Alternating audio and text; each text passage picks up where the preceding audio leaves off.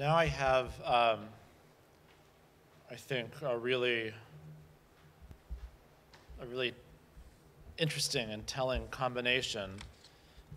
It's a pair of anti-Madigan questions, one squarely from the right and one squarely from the left.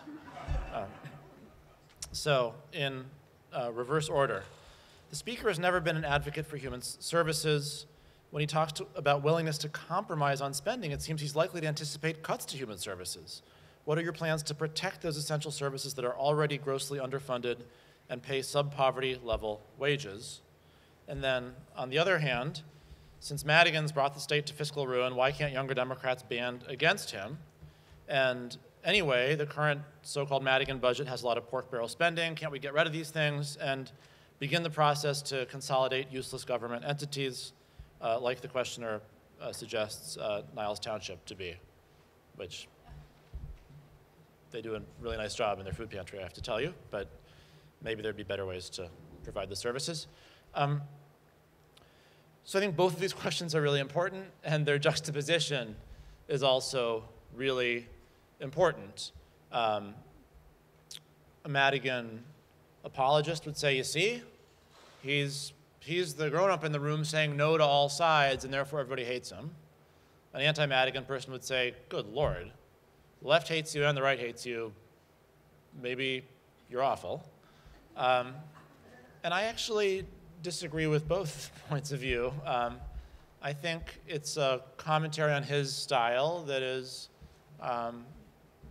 problematic in a lot of respects.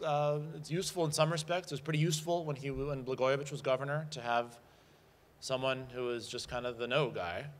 And there's a lot of benefit when Rauner's the governor to have someone standing up to Rauner's so-called agenda as well. But Madigan has been in that role, sort of putting the brakes on things, sort of figuring out how to cut a deal. He has not really conceptualized himself as a forward-looking visionary, planning how Illinois government needs to exist in 20, 30, 40 years. And I think there's enormous and problematic limits to that approach as well, to be blunt. And so I think the tensions that we have around his leadership style are really, how can we introduce a more visionary approach and a less transactional approach into Illinois government? I think part of that is about laying out aggressive, forward-looking agendas, and part of that is just about pressuring him to act in different ways. So on human services, I have the incredible honor of chairing the Senate Human Services Committee. Robin chairs the House Human Services Committee. And we push from those committees, and we've been able to push with some success, both good progressive legislation that substantively changes the way things are done in a positive way, and also funding, support for wages for the people who are direct service providers and are so grossly underpaid, and access to services as well. I wouldn't say that we're done with that. I wouldn't say Illinois is anywhere close to where it ought to be, but one of the good things about dealing with someone who's kind of used to negotiating a lot, which if Madigan's anything, he's a negotiator, is you can push him. We see as our obligation to push him when we don't agree with him, and we lose as well as win, but we can win and we can find some victories. The states that are best about human service funding are states where a powerful leader has had a deep connection to the issue. And I don't think we should view it as acceptable to wait until one day maybe Illinois elects a governor with a disabled adult child.